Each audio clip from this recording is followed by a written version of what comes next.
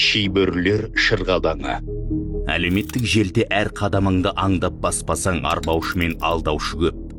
Жанатқа барар жолды жеңілдетеміз деп, радикалды идеологияны таратып жатқан теріс ағым өкілдері белсенді. Солардың танымал серкелері қатарында Содик Самарканди мен Абдуллох Зуфар да бар. Олардың мақсаты дәстүрлі исламның қағидаларын бұрмалау арқылы өздерінің теріс сенімдерін насихаттап, қатарларына қол шоқпар болатын жақтас жинау. Өздерін дінді терең білетін әлім иесі әрі бірден бір ақиқаттың ұстыны етіп көрсету арқылы әлі де оң солын танып үлгермеген жастарды адастырып жатыр. Деструктивті діни идеологияны тарататын бұл жат ағым шейхтарының қаупі неде? Олар мемлекеттік құрылым мен ұлтты мойындамайды. Олар үшін жалғыз ғана діни халифат және жалғыз мұсылман дейтін халық болуға тиіс.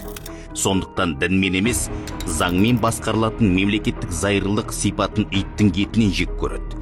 Осы мемлекетті қорғау үшін жастардың әскерге барудан қайтарады. Исламда жоқ қазақтың бардық салт дәстүрін жоққа шығарады.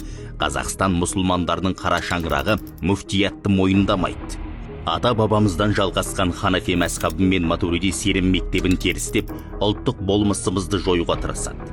Бұл теріс идеология экстремизм мен терроризмге апаратын алғашқы баспалдақ. Ол жаққа қадам басқан адамның айтуы қиын барса келмес. Қоғамда бұл қауіпті келеңсіздіктің таралмауы үшін медиа кеңістікте дәстүрлі дін талаптары кеңінен насихатталып, халықтың діни сауатын көтерген абзал. Ата-баба жолынан айнымай ақ пен қараны ажырата білу қажет. Ең бастысы, әрбір адамның жүрегінде отаншылдық сезімі бәрінен жоғары тұруға тиіс. Зайырлылық талаптарын ұстанып, ұлттық бірлікте болу адаспаудың төте жолы.